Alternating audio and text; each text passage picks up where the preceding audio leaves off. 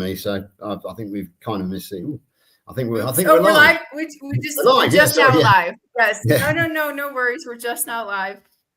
Good morning, George. Good morning, everyone. Dr. Nelson. Good morning, Dr. Nelson. Good morning, Alia, and good morning, everybody out there who's kindly watching us. Yes, it's the 1st of August. 7 months of the year already gone. Oh no! I have an announcement. After 22 days yesterday, I broke my fast. Oh, crikey! And I broke it with a bone-in rare ribeye and butter. I just went for the whole thing. Good. I feel good.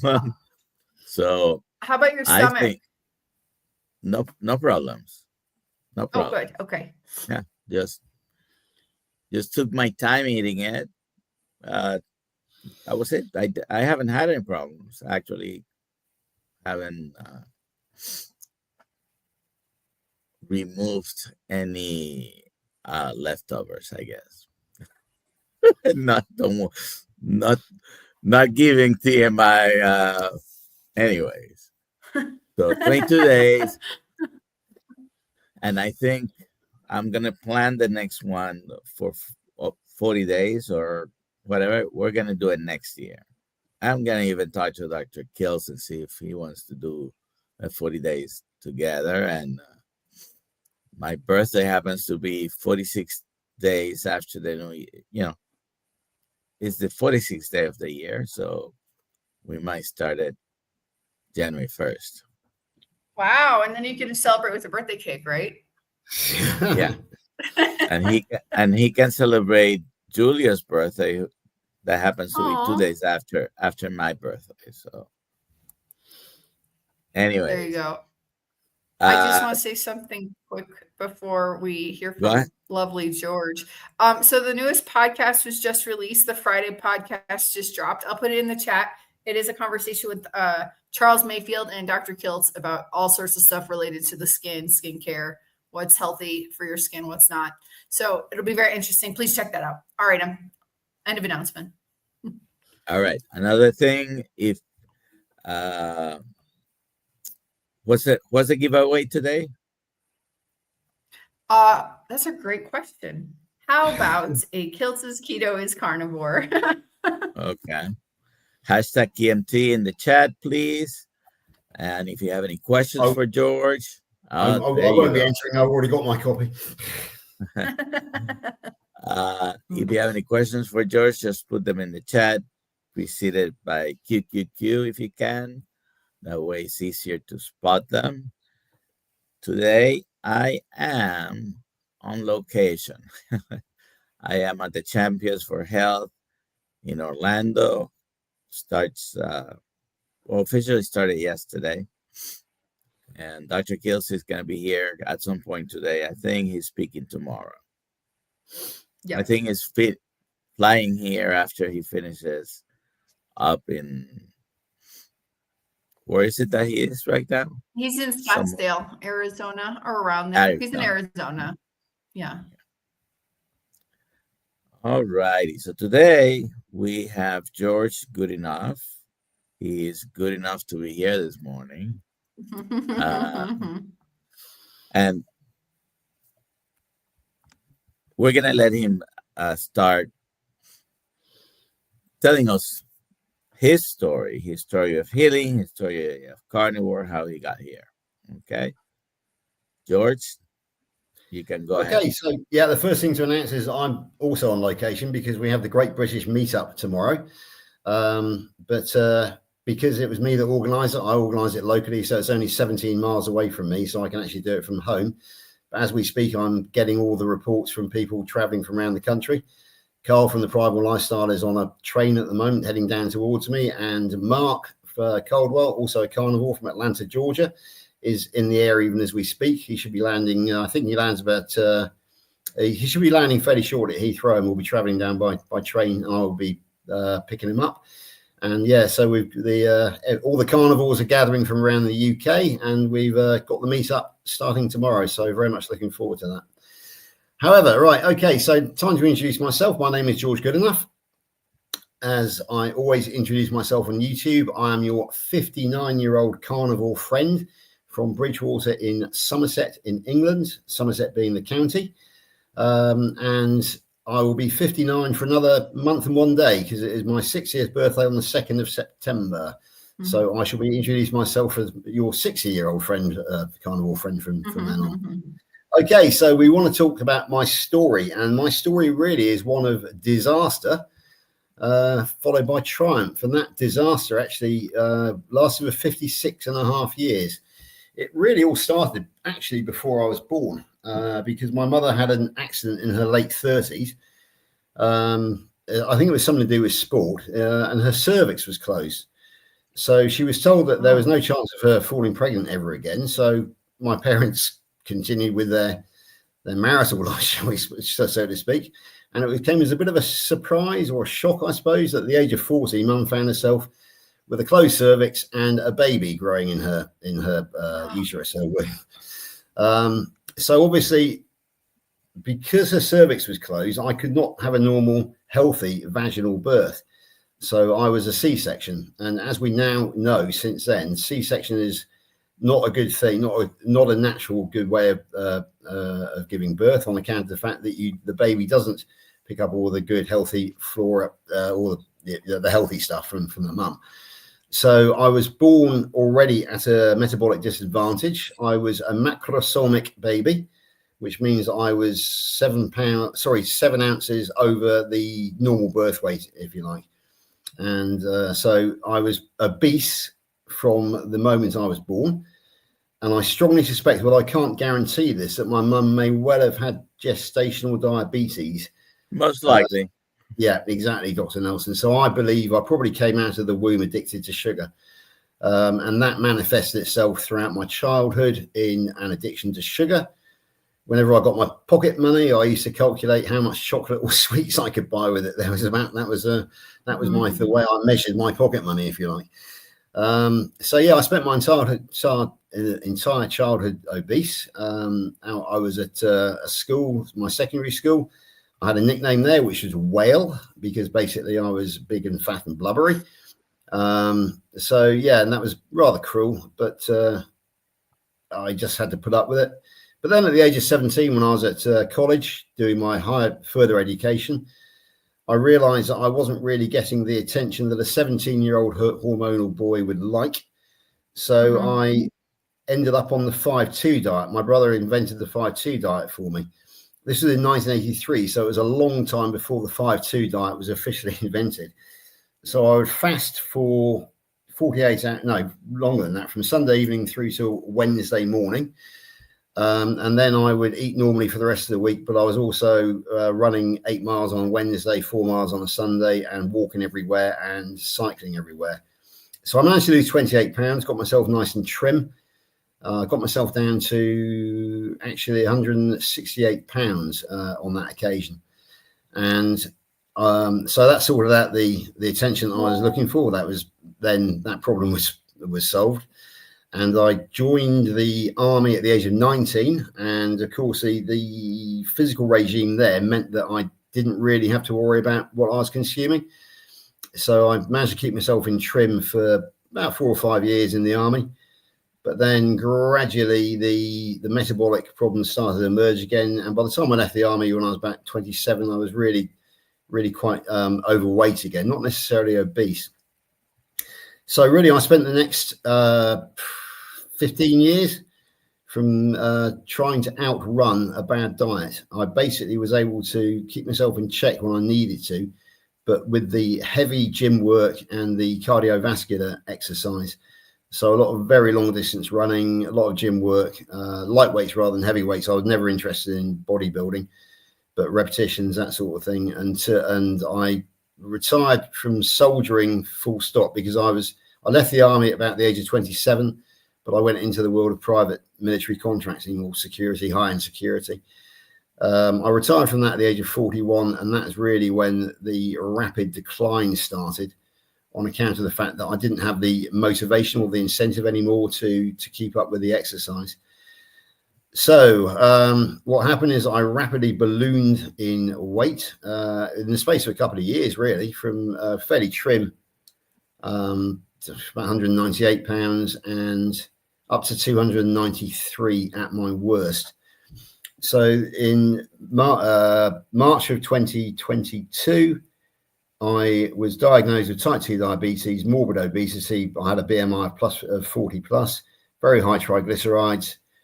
I was a metabolic mess. Now, the doctor, the good doctor, didn't give me any advice at all about nutrition. All she did was prescribe me with metformin and statins and ushered me out of her office. Then came the life-saving moment. Nurse Kathy Moran grabbed me and got me into her office. This was not an official thing. It was her just being an angel, basically. She sat me down and asked me what I ate. So I said, well, I ate good stuff. I said, I don't eat the sweet stuff. I eat pasta, potatoes, vegetable, meat, the pizza, all the stuff we're supposed to eat, because that's what we're taught to eat, isn't it? McDonald's, KFC, etc., etc., etc. She looked me in the eye and she said 4 words. She said, all carbs are sugar. And I said, what, even the ones that don't taste of sugar? She said, yes, all carbs are sugar. They all turn to glucose in your bloodstream. So I was completely taken aback. I really was. I immediately sort of my brain process went straight away. I thought, well, there's something I can do about this. This is why I was actually sat in her chair in the office. And the last words I said to her as I left that office were, we can do this. And sure, so I went away and I was aware of a guy called Professor Roy Taylor from Newcastle University in the UK, who was a modern day pioneer in reversing type 2 diabetes. He does that by a low calorie approach. I hate the word calorie, but that's his words. He would put people on 800 calories a day in the form of protein shakes, basically. And within 8 weeks, type 2 diabetes are gone. But of course, that's not really sustainable. So when I was researching him, the low carb idea came up on Google, I think, or my search browser. And I was very lucky to have a guy at work, he's a bulldozer driver, who understood the ketogenic diet. So he taught me the meaning of the ketogenic diet, and he recommended fewer than 50 carbs a day. Now, bear in mind the fact that this is a bulldozer driver on a construction site who knew more about nutrition than my doctor, which is a bit ironic in many ways, I think. So anyway, that gave me what I needed to get going. So I threw away the prescription for the metformin and the statins. I never, ever cashed them in. And I went away and started researching low carb and keto. And I was able to teach myself about it. And I gradually sort of started learning and gradually eliminated the fruit, a lot of the unnecessary stuff. I was still eating plenty of cheese. I was eating things like surimi, which is the processed fish. I was eating a lot of processed meats, that sort of thing, but I was getting there. Now, I also had a very strong why as to do this, because we're aware of the fact now that Dr. Lisa Wiedemann, bless her, has the why that makes you cry. Well, bear in mind the fact that I started in March 22. On Christmas Day 2021, a very good friend of mine who was slightly older than me at the age of 69, former Royal Marine, the Royal equivalent of the USMC.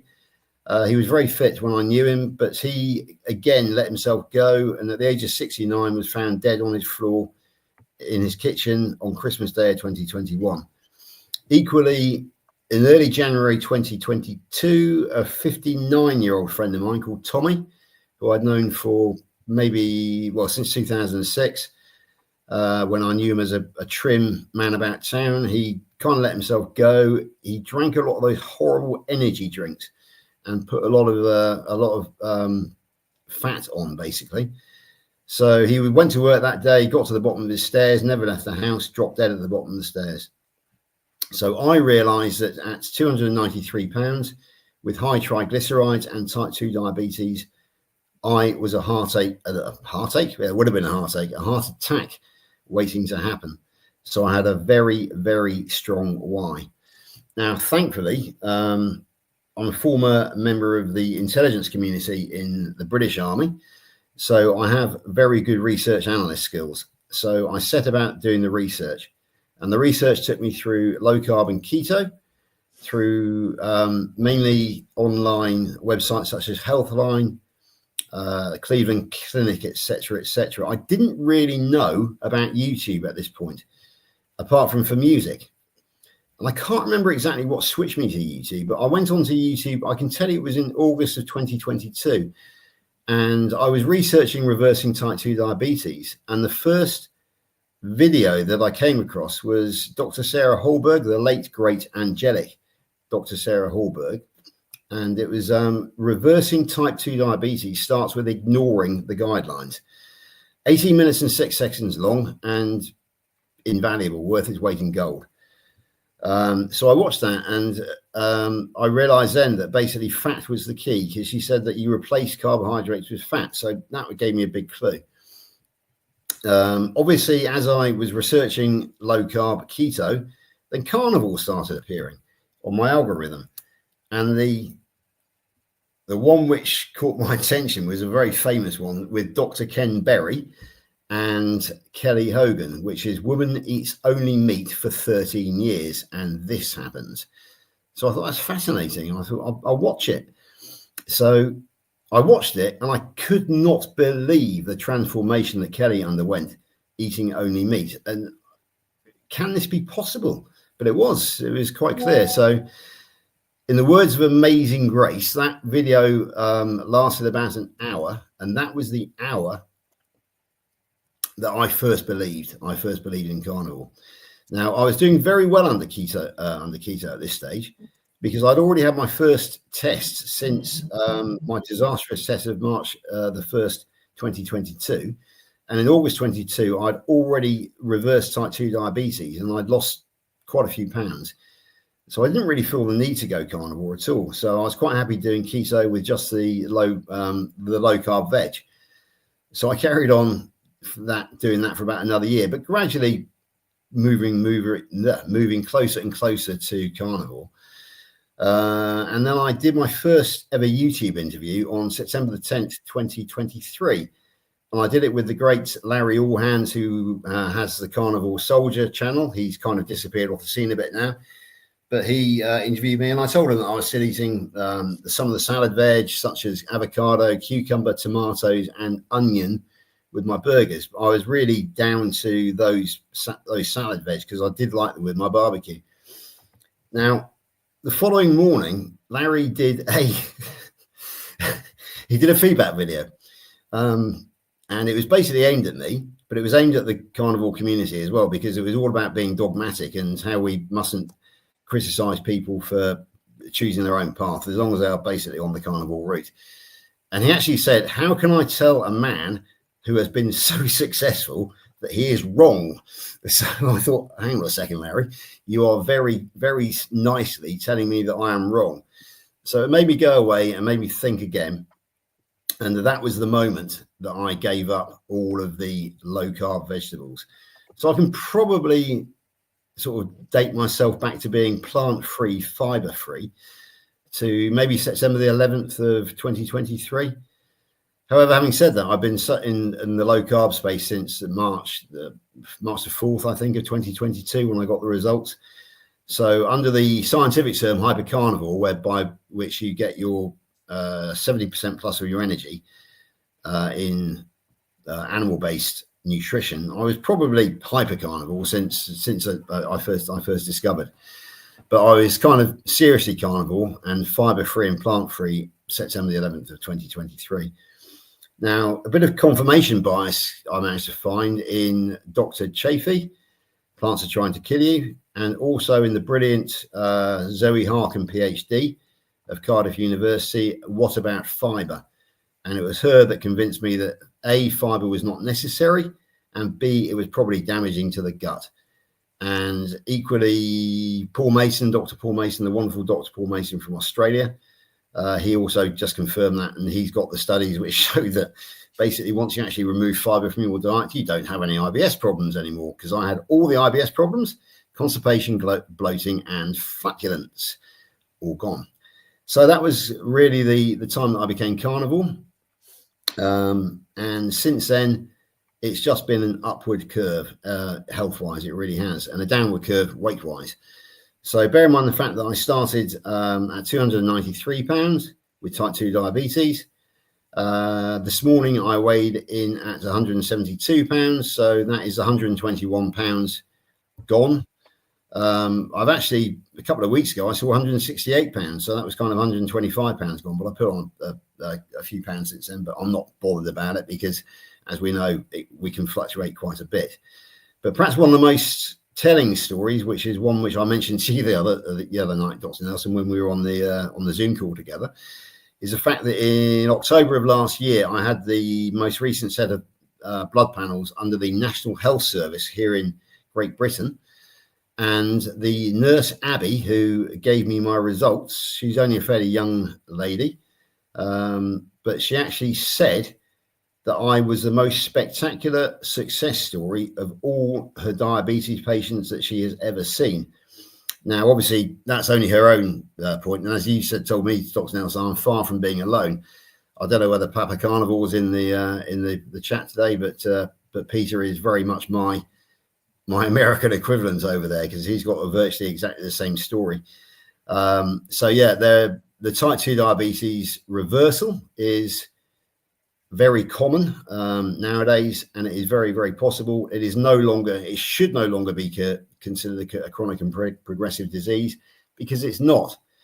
And I have a controversial opinion that type 2 diabetes should not be honored with its own name at all, because I think that insulinemia and hyperglycemia are in fact a symptom of a much broader condition. And that condition is malnutrition.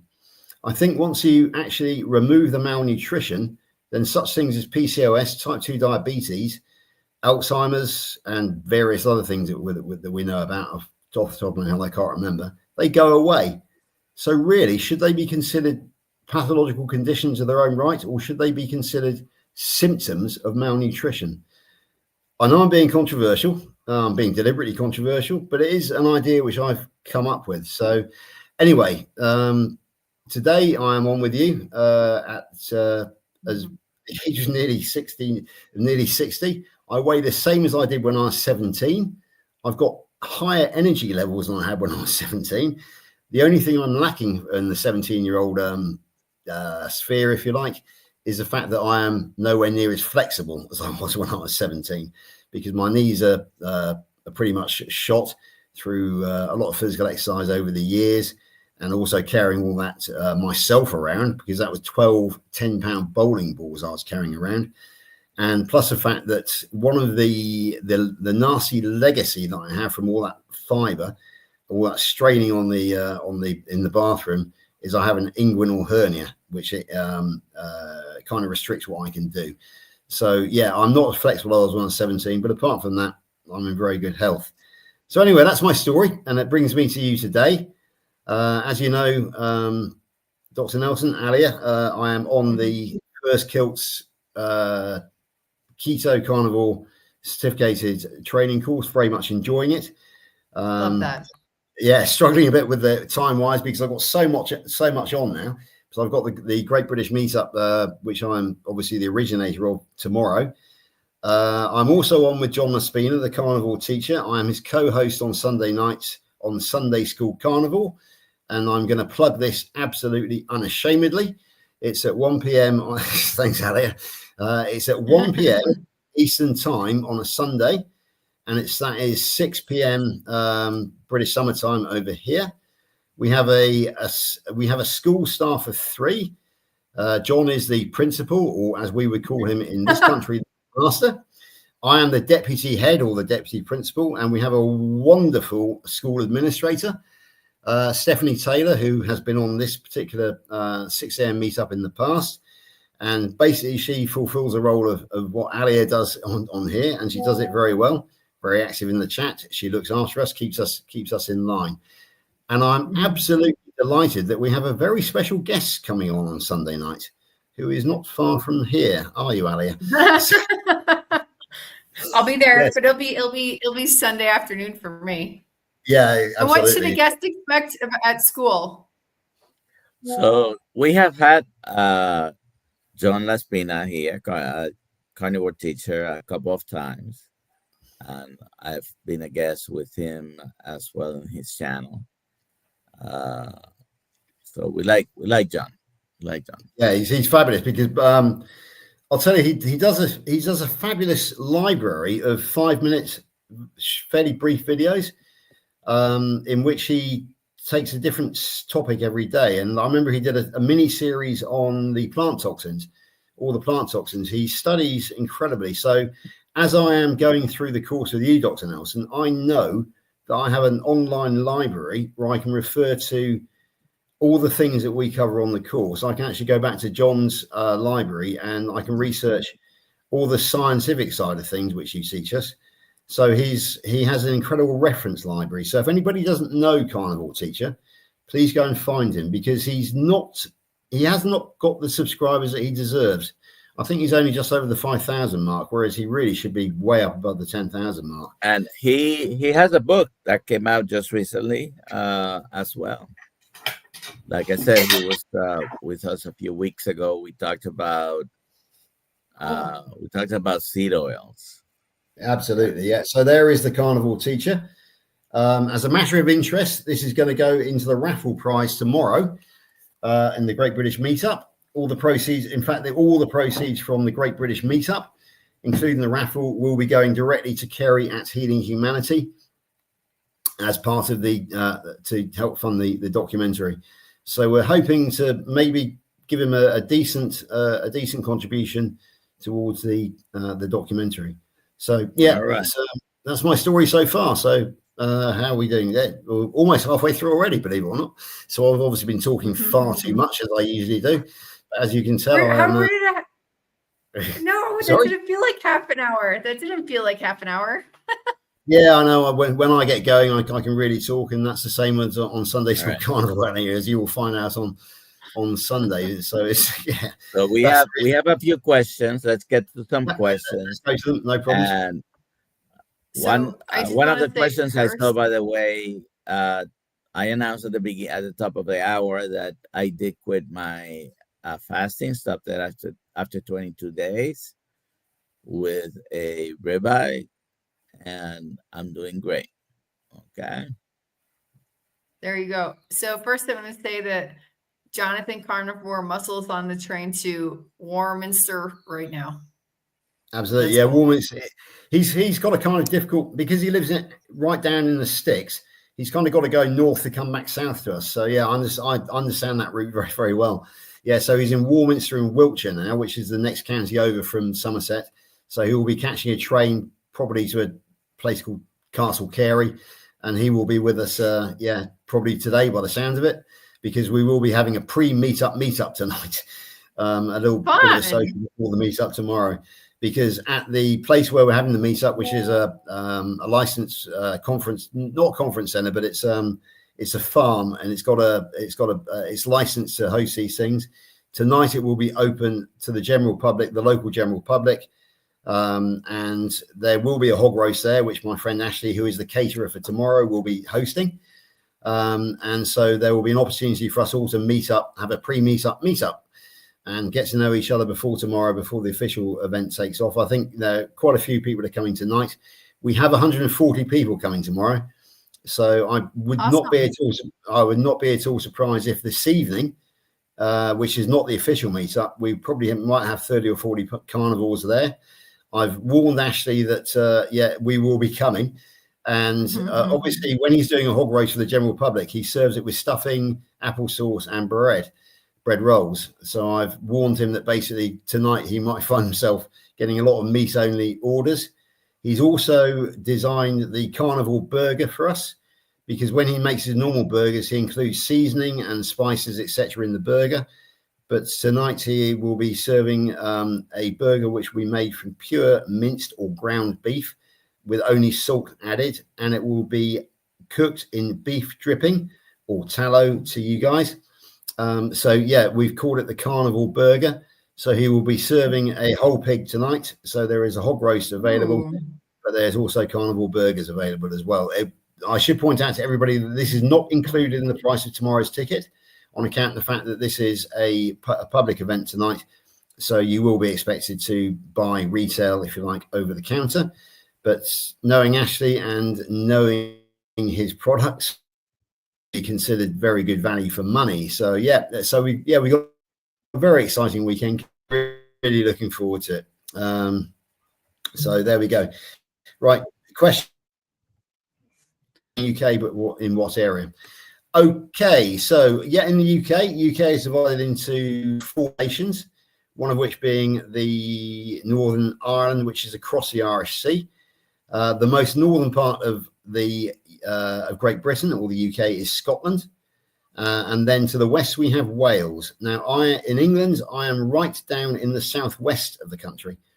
If you find the map, you will find right next to Wales, in the South Wales, there is a city called Bristol, and then heading down towards the toe of Britain, you will find a city called Exeter. I live halfway exactly between those 2 cities in the little town of Bridgewater, on the main motorway, or auto route, maybe as you would call it, the M5, motorway number 5, in other words. So that's where I live, southwest of England, in the county of Somerset, in the town of Bridgewater. And I am approximately 17 miles from Glastonbury, which is the famous place where the Glastonbury Festival takes place each year. And the meetup itself will be happening 4 miles to the south of Glastonbury. So I hope that gives you some sort of perspective as to where I am in the UK. Next question. Can you tell us who's speaking tomorrow at your event? Absolutely, yeah. Sorry, just a quick word, though, to Pete, Papa Carnivore. I've noticed you've been in the chat. You're absolutely right. We have a very eerily similar story. And I know that John is hoping that we can meet up on Sunday School Carnivore in the not-too-distant future. So I really look forward to meeting you, Peter. Okay, so tomorrow, the meetup. The idea behind the meetup is that it's less of a conference and more of a party, because I've heard a lot of people say that when they go to these conferences, they last all day. You're kind of confined to your seat in the lecture theatre, and there is very little opportunity to socialise, only lunch and maybe briefly afterwards. So the idea that I came up with is that we should have a kind of hybrid event, so that we would have a full day. The day starts with registration at 0900 hours, 9 a.m. And it goes through till 2300 hours, 11 o'clock, when the hostess, Lucy, will be expecting to get her house back. Thank you very much. And could we leave by that time? So the 2/3 of the day will be given over entirely to socializing. It won't be a conference. The conference itself will last from 10 o'clock till, at the very latest, 1400 hours or 2 p.m. because that is when Ashley will be serving lunch. So we have to finish by 2 p.m. at the latest. We're hoping to finish maybe by 1:30, but you know how it is when the question and answer sessions get going. They can go on. So Carl Day of the Primal Lifestyle, who is actually a part-time stand-up comedian in his own right, will be the MC, the Master of Ceremonies. So he will get things going at 10 o'clock in the morning, 10 a.m. in the morning. I will then be the first speaker because I am the originator of it. So it will be my role to welcome people, not welcome people, but to thank people for turning up and supporting it, because without them, we could not have done it. And I will also be talking about the importance of community, of how that tomorrow marks the first day when the UK community has got together for a party.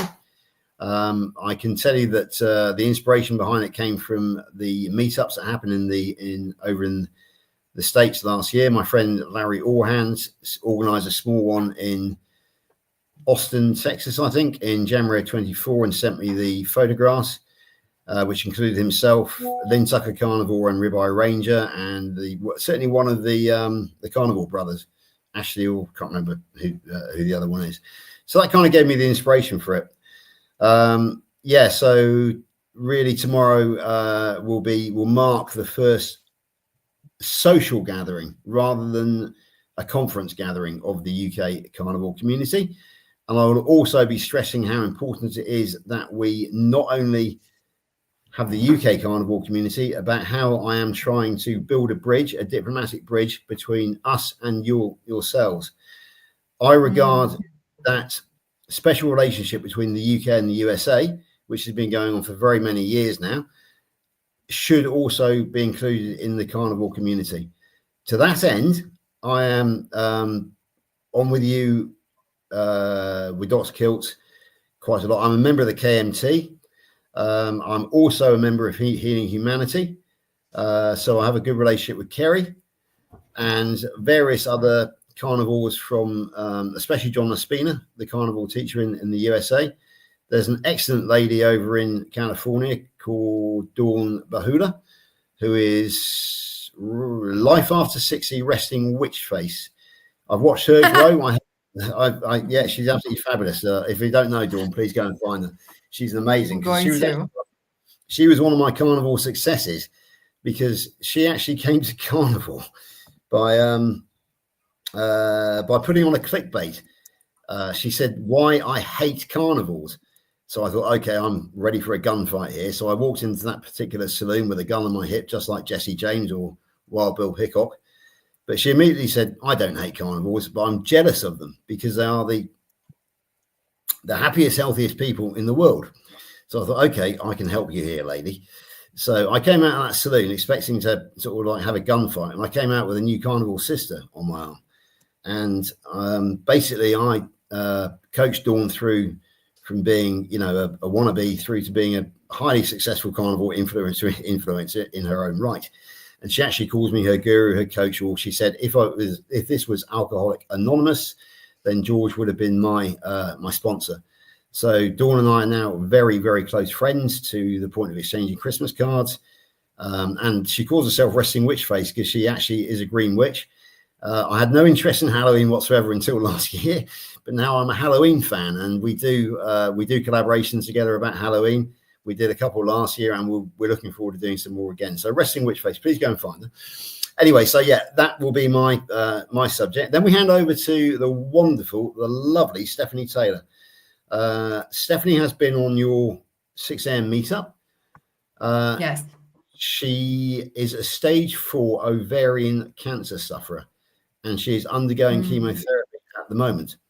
Now, the most amazing thing about Stephanie is the fact that she is feeling better and younger than she was before she was diagnosed with stage 4 ovarian cancer and going through chemotherapy. She is feeling in the health of her life, and that is because of carnivore.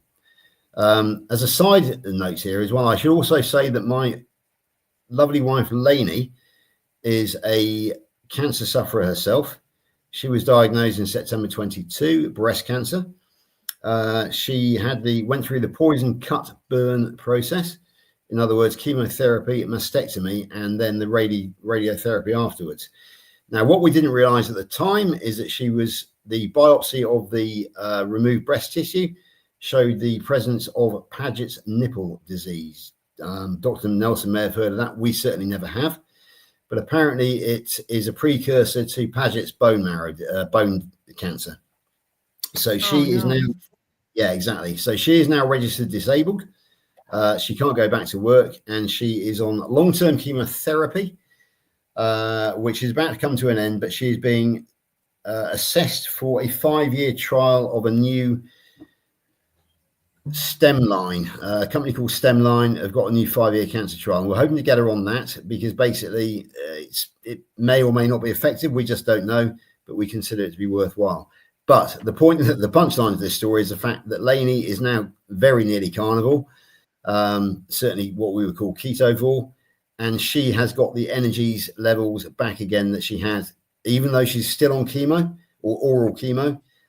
She's like a domestic whirlwind around this house, and her energy levels are amazing. She and Steph have become very good friends, sisters in cancer. She will be coming out with us this evening, and she will be organising the raffle at the meetup tomorrow. So yeah, there's two stories there of two ladies who are in a bad way, but their energy levels and their health levels, their superficial health levels, are better than they've ever been. So that tells a story in its own right. Anyway, I must move on. How are we doing for time? Oh, crikey, we're galloping away. Yeah. So then this is for Dr. Oh, yeah, sorry. Oh, we're still talking about the event. Okay. Anyway, so briefly, we then move on to Lauren Tucker, who will be one of the stars of Healing Humanity, a very good friend of Kerry's. And then on to the legendary Lee Copus, Kent Carnivore, who will tell his story. And then the main speakers, the professionals, if you like, will be Coach Stephen Thomas, BSc Honours, who is a phlebotomist and a trainer in the coach in the keto world. And then also the brilliant Richard Smith, Keto Pro, who is probably the world's top nutritionist. His knowledge of the science is amazing. I am studying desperately to try and emulate Richard. I can now pronounce beta hydroxybutyrate, which is one step forward towards just to show you that I've been paying attention in class, Dr. Nelson. But I'm a long way off Richard yet. But hopefully within 5 years, I can maybe nearly catch up with him. But his knowledge is incredible. So yeah, that completes that the answers to that question. Those are the speakers that we will be having at the conference part of the meetup tomorrow. Yay! Hey. All right. Next question. This is for you, Dr. Nelson. Awesome job fasting, Doc. I tried 2-day fast. I felt great. Stopped because true hunger, a little dizzy and nauseated upon waking up, so stopped. No health issues. Is that a bad sign? Is that bad or a sign of something? No, it's not a bad sign. I have done fast of 1, 2, or 3 days sometimes that I was planning to maybe go longer, and I canceled because I wasn't feeling good. I was either getting too dizzy or fatigued, or if don't be a martyr. This is not a competition of going the longest. I think intermittent fasting is a good thing, and you can incorporate it to your health regimen. I do it for many reasons, including my staying off cancer maintenance schedule. Had a bout of that about a year and a half, almost 2 years now. And so it's one of the ways I do to take out the trash. Do you have to do anything that prolonged? No, nobody probably needs to do something that prolonged. But I do think maybe skipping a day of eating every week, thrown in with your regimens, it's probably adequate to do. So if you are an experienced faster, if you do them on a regular basis, then you can, if you want to try to do some extended fasting, if you've done 3 days, then do 5 days. If you want to extend it even longer, but work yourself up to it. It's like training for almost anything else. You want to train for a marathon, you don't start running the marathon the first day. You work yourself up to the distance that you're trying to run or swim or bike, right? So take it up a notch. Last time I had done was a 10 days, did it in April, did it for 22 days now. Next time, we'll maybe try 40 days. Met along the way several people who, including someone who's here, Jerry. She's done 40 days multiple times. Good for her. And other people, even yesterday here, I met someone who has done 40 days fasting. But don't try to do a 40-day fast if you haven't done multiple shorter fasts. All right. So next question. Does George feel Carnivore is as popular in the UK as the USA? If not, do you believe it's growing to some momentum? Yeah, absolutely. It is gaining momentum. Quick word on Jonathan as well, the Carnivore muscle, who's kindly coming to the meetup. We were unable to actually fit him into the speaker schedule this year. I just noticed that Rick has mentioned him. However, he will be having his own stand where you can actually go and speak to him and ask advice on the bodybuilding side, the gym side of things at this year's festival. However, next year, we think there will be one next year because we hope it to be a success. Carnivore Muscle Jonathan will be one of the key speakers. So just to clarify that point. Right, to go back to the, do you feel Carnivore is as popular in the UK as the USA? No, we are behind. Inevitably these days, the UK is usually behind the USA, and we take our lead. However, it is growing in some momentum. There can be no question about that. I'm meeting new carnivores every day. In my current job, I work as the front of house for a construction site, and you'd be amazed the number of delivery drivers I get who are either just new carnivore or very interested in carnivore, or who are in fact established carnivores. And everybody's heard of Joe Rogan. A lot of people have heard of Jordan Peterson. So yes, I would say it is growing some. And the fact that we've actually managed to get 140 odd people coming tomorrow, when we are right down in the south of England, so people have had to come a long way, that speaks for itself. Plus the fact that in 2 weeks' time, Phil Escott, who is a wonderful friend of Stephen Thomas and Richard Smith, is hosting the Ancestral Festival in the northwest of England, up near Liverpool. So he's kind of got the north, we've got the south. So there will be, again, a whole separate clientele or guest list for the Ancestral Festival. So that's 2 festivals that we've basically filled in the space of 2 weeks. One in the southwest, one in the northwest. There will be some crossover. Some people will be going to both. But it's a sure indication that we are making progress. And people are very excited about it. So yeah, that is it's not as popular in the UK as the USA, but yes, it is growing some momentum. And as I said before, I am doing my best to build a diplomatic bridge between the UK and the USA so that we can all move forward together as one unit.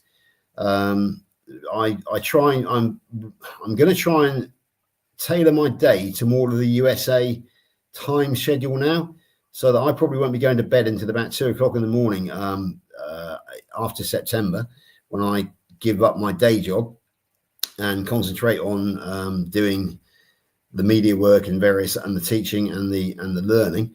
For example, this morning, my time, I was on at 1 o'clock with Kerry. So that will be my future, because I know that you guys mostly do it between midnight and 2 o'clock my time. So I'll be having a very strange day in the not so distant future. But my goal is to unite the UK and the USA carnivore communities. And also I have great friends over in Australia, DC, Learning to Live, a great friend of yours, and also the wonderful carnivore pensioner, Larry Holtz. We are friends. So we can actually include the Australia into that as well. And then, of course, over in New Zealand, we have the inimitable Professor Bart Kay. So yeah, we're growing all around the world.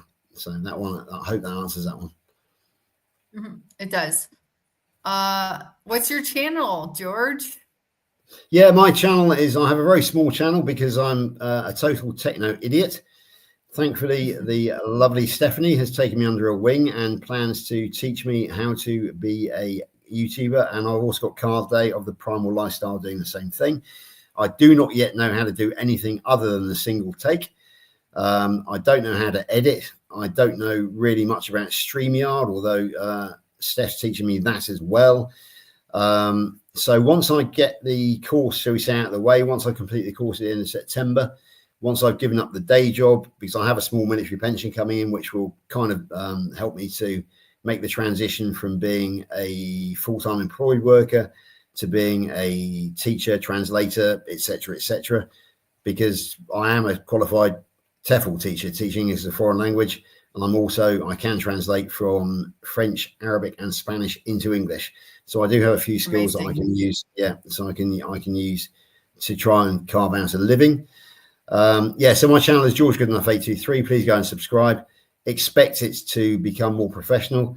But as you can tell, I'm not afraid of talking, so I'm not afraid of doing a one take. I'm a bit of a one take wonder.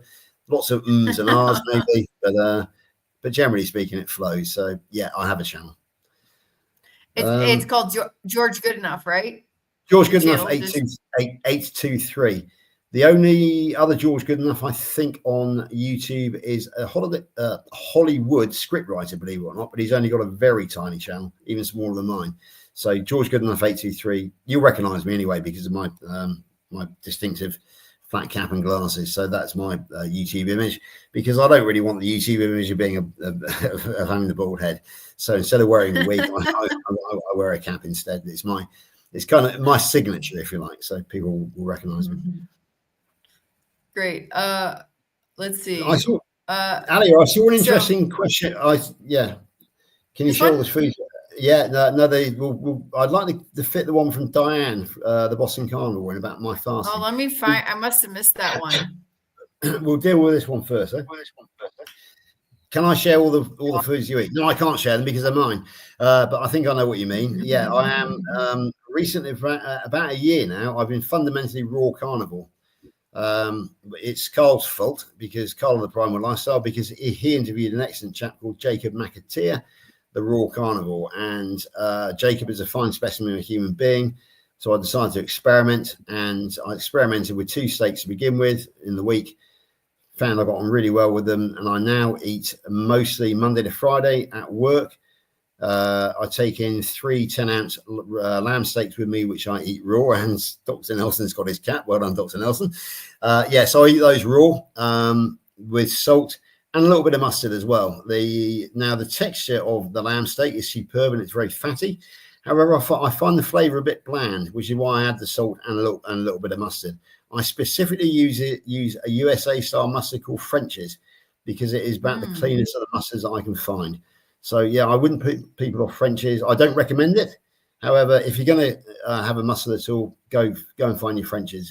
By the way, mustard is very easy to make. Homemade mustard, very easy to make. I make it. Usually comes out pretty strong because you're making it fresh with mustard seeds. If you're having mustard at all, it's very easy to make. Absolutely, yeah. So there we go. So that's what I eat. At the weekend, I eat normal cooked foods, because my darling wife, Lainey, says I am not allowed to eat raw at her table because it grosses her out.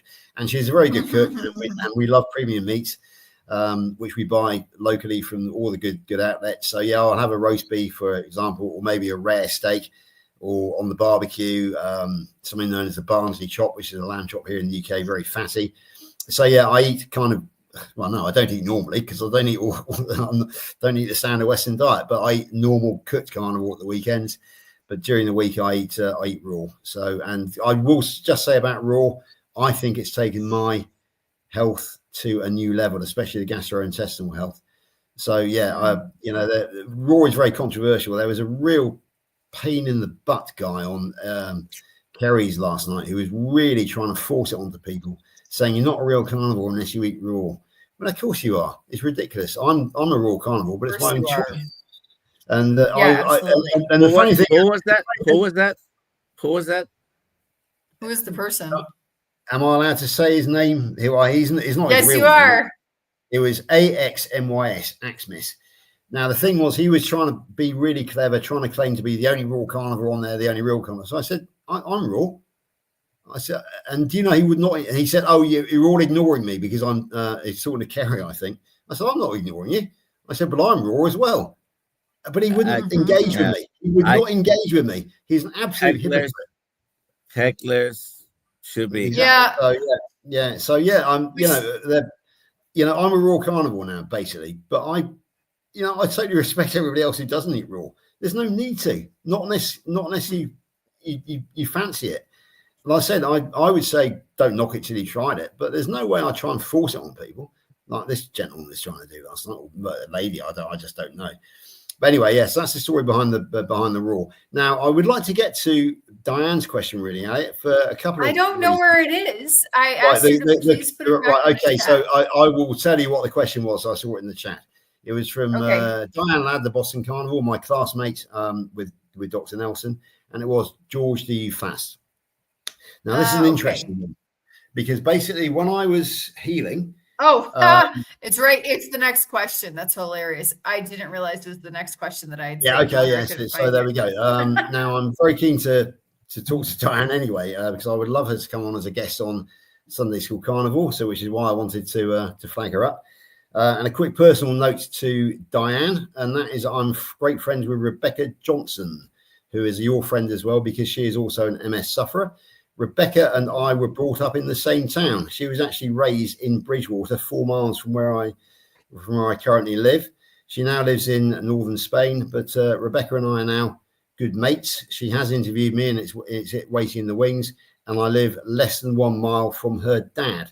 So there we go. Yeah, do I fast regularly? I used to. When I was healing, when I was needed to lose the fat and to heal, I used to fast weekly between Sunday evening and Tuesday morning, 36-hour fast.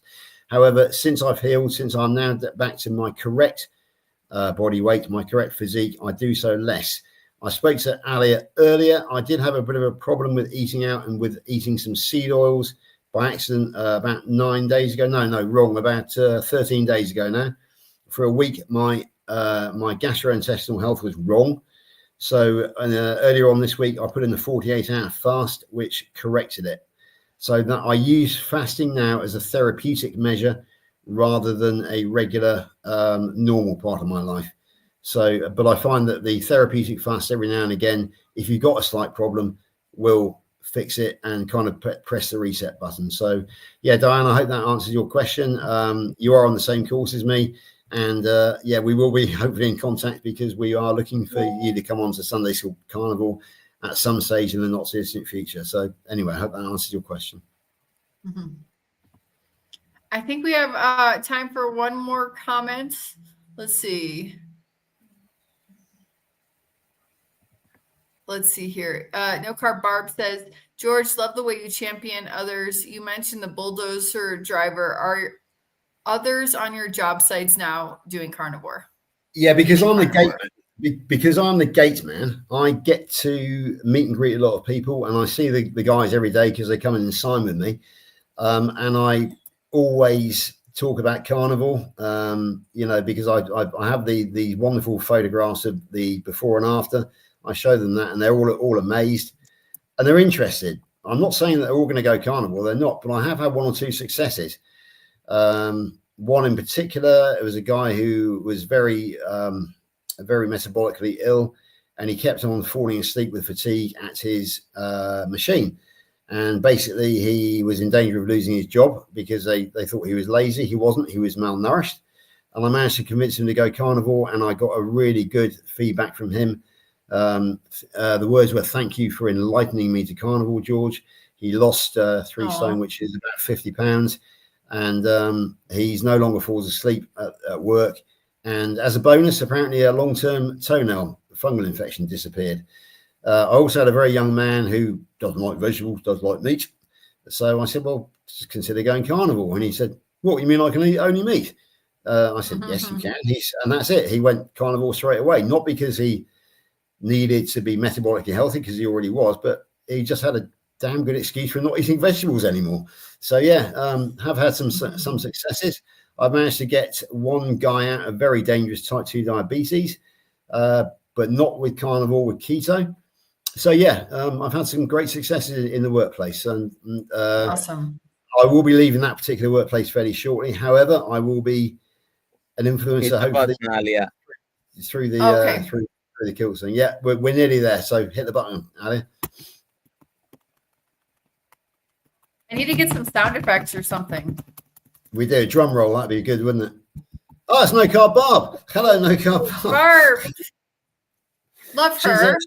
Again, it's an inside Barb, job. Please email me. She's on the coaching course. Your alia@drkiltz.com. Yay. Good job, Barb.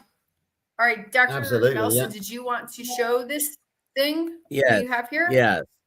And we had shown this. We went over this in our